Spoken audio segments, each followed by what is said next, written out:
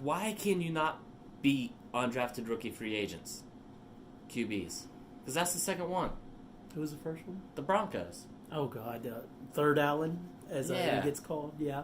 Yeah. He didn't even start for the Broncos this week. I don't know if he's hurt or what, but Broncos beat the Chargers with some other dude. Yeah, so what is it about it that they're not ready?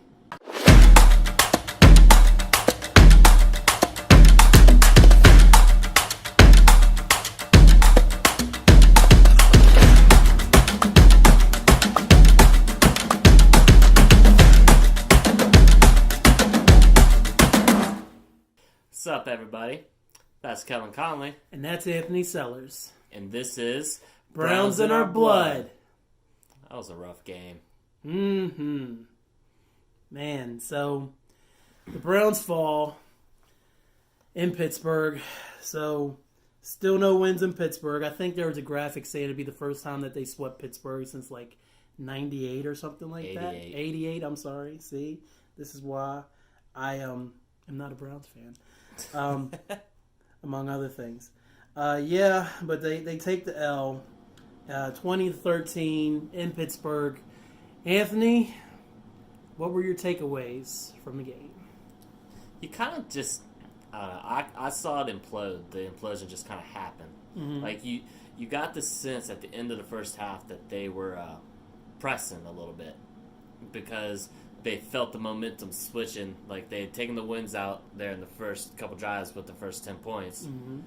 But then they don't get that, like the end of the first half, they don't get a first down. They got 3 and out, and all of a sudden, Pittsburgh goes down the field with 30-yard bombs, just chucking up bombs and score.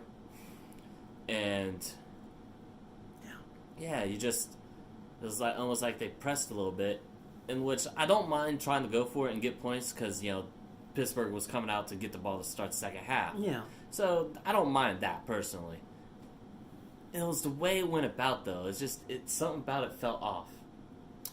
It was like, it wasn't necessarily they weren't Hail Marys, but they were all deep routes where they forced it to Odell. They were trying to force it to Odell. Every one of those was an Odell deep ball. And they were going for a dagger almost. Yeah, the use of the timeouts was off too. It seemed like the way that they were split and it just didn't. None of it made sense to me. No. I personally like the aggression factor. Try to get points to end it in the half. That would have been great, even if it was just a field goal and be up 13-10. Yeah. But it just fell off the rails. From there, it was like they were inept for the rest of the game. And quite honestly, it's inexplicable. Like, good word, vocab 5. It just there you go.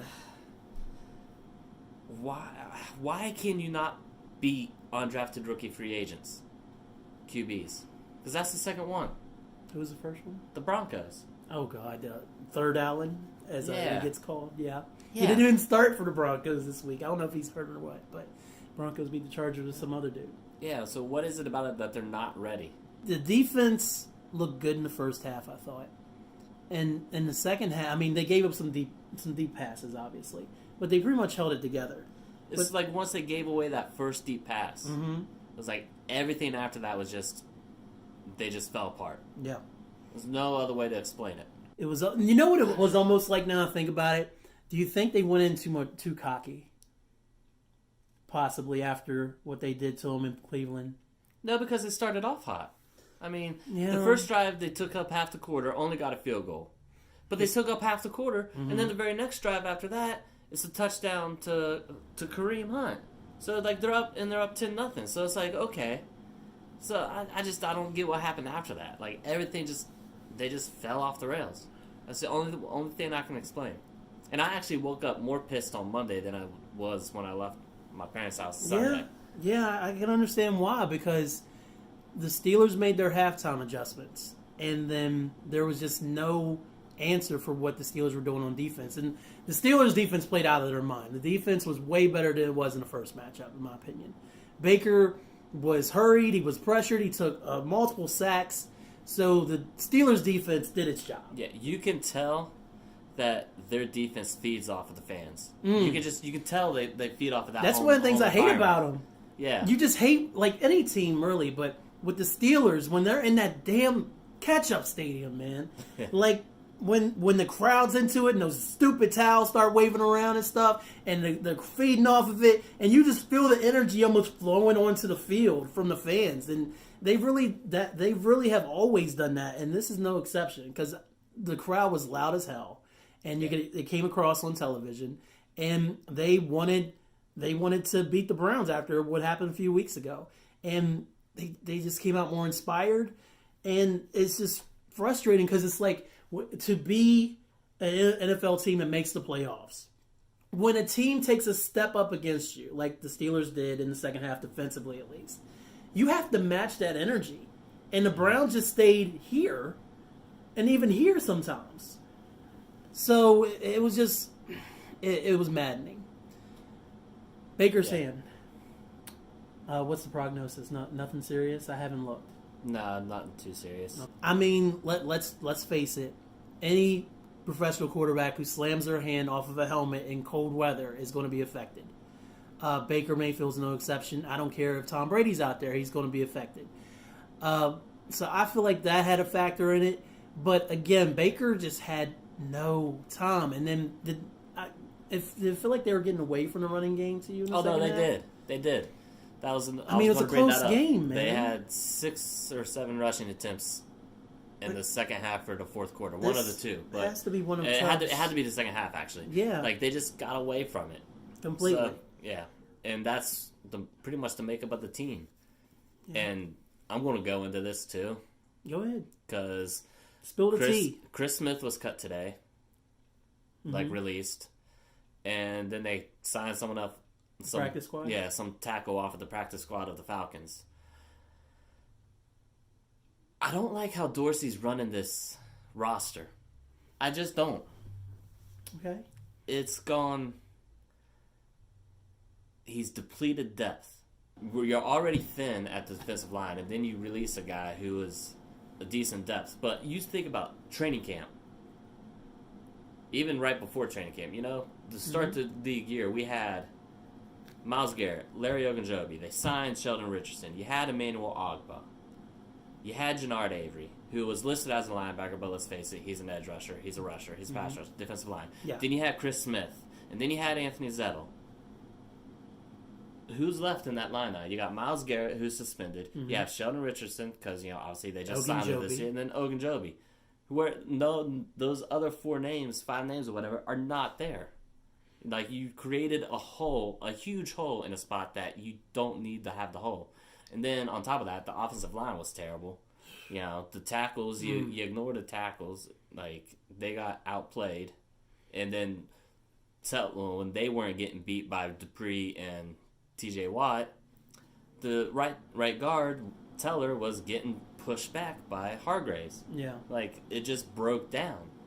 It broke down. Like every couple of downs, they'd have a decent throw down the every field. Down. But Baker would they get a first down. Baker throw a good play, a good pass, and they get some yardage.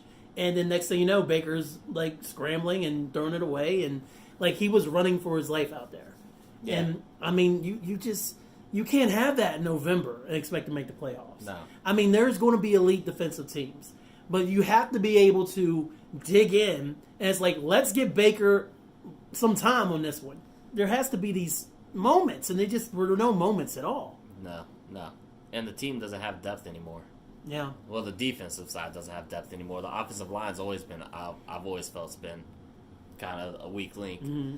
But yeah, you were all about how much depth that you guys had last year, and that worked because y'all were on the field so much, defensively, that having all that personnel was good. But I don't know, maybe Dorsey's trying to like plug holes in the dam and stuff. I mean, mathematically, you guys aren't eliminated.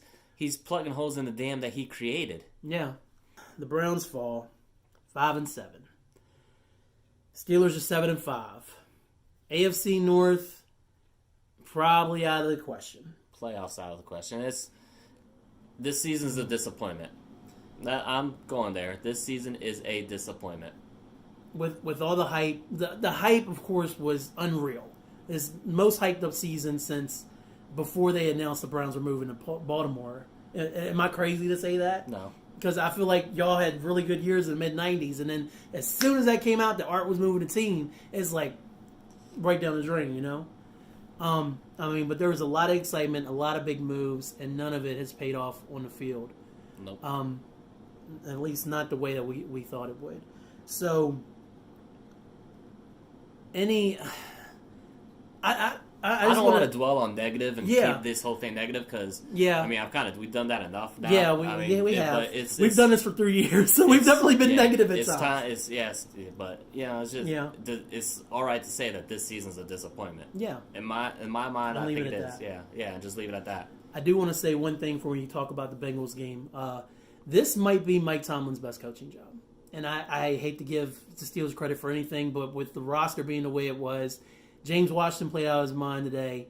The running back for the Steelers, Benny Snell.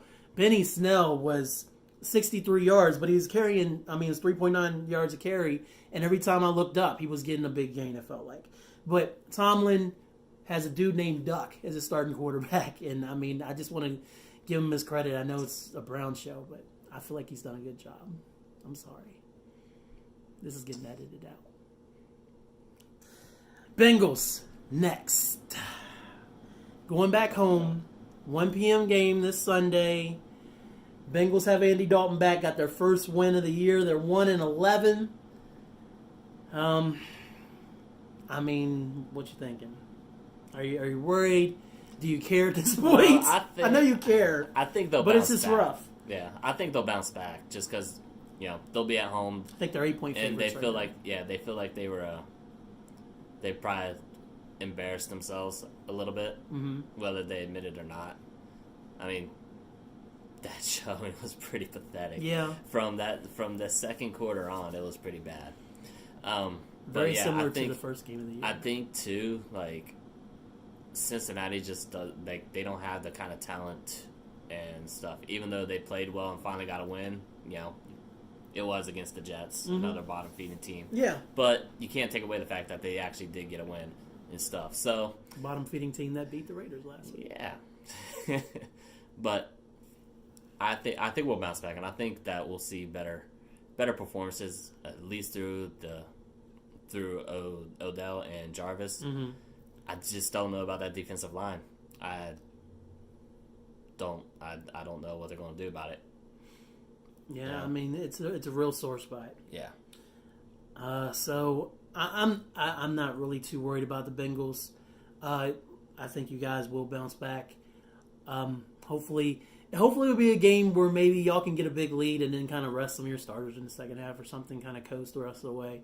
I think you'll bounce back and it'll be a dub. I'm gonna go ahead and start predicting games again. So there's a FanDuel league. We had two. There's two FanDuel contests this week. Thanksgiving Day and I didn't realize it was going to do that, honestly. I can remember. I don't think it did it last week. No, last year I don't think it did. Mm-hmm. I don't remember it doing that. There was a Thanksgiving contest. 4 of us entered. Monstalung pulled it out. Eric Jordan's on IR, by the way. Yes. Best wishes to you, Eric Jordan. He will be back soon. Nothing serious, folks. Hopes to be back soon. But he's on injured reserve right now. So if you're wondering why I'm here again, messing things up and looking ahead. But Monstalung won the Thanksgiving. Anthony was in second, right behind him. And then Gary was in third. And I had a poor showing because I started a Lions quarterback who wasn't even playing. Yep. So there was that. And Julio also ended up not doing anything. So I was awful that week. And then the Sunday... I think he was inactive, actually. Yeah, see? I think they ruled him out right at the end. I can't remember. But this is what happens. I was eating turkey. I didn't care. And then on Sunday, Monstalung won again. And then I came in second. I won $3.80. Finally. Fine. Thank you. Thank you, sir. And then Anthony was in third. So your leaderboard, after all this time, not best 5 scores, total scores, Anthony is still in the lead. Monstalung's in second. I'm in fourth now because Gary has retaken me in third place. And that's your FanDuel report. Good job, Gary. Cut Sorry. it. Cut him. Sorry, had to do it. And, Had to do it. If you want to play FanDuel with us, go to the link in the description and check us out. There's 6 slots every week. It's only $2 to play. Come on in and see if you can beat us. It's too late to win the overall crown, which it's between Anthony and Monstalung, Anthony and Eric. I'm using like everything we don't call on the show. Anthony and Eric. But you can join us and see if you can beat us in FanDuel. And it's a lot of fun. And then if we need more slots, we can open some up for you. You're watching this on Monstalung Soundvizion. That's the YouTube channel you're on. Make sure you like, comment, and subscribe. We love the comments. Eric will be in there still commenting. He can still do that. No worries there. So give us your feedback. Throw us your thoughts about the Steelers game. All that stuff. Or not. Or not. Talk about the Bengals game. Don't look ahead because he doesn't like it. Anyway, so if you hit that bell, then you won't miss any uploads from Monstalung Soundvizion, including Browns in Our Blood. And then if you like your shows in podcast format and don't like looking at our ugly mugs, then you can go to -podcastgroup.com, a Morgantown, West Virginia-based podcast collective bringing great podcasts to the people. -podcastgroup.com. That's right. And I think that does it, man. So Browns lose, looking to bounce back against the Bengals. Disappointing season. We don't need to talk about the Raiders. The Raiders didn't even play on Sunday. The Chiefs did. The Raiders did not. All right. All right, After guys. that awkward moment of silence. That's Anthony Sellers. And that's Kellen Conley. And this is Browns in Our Blood.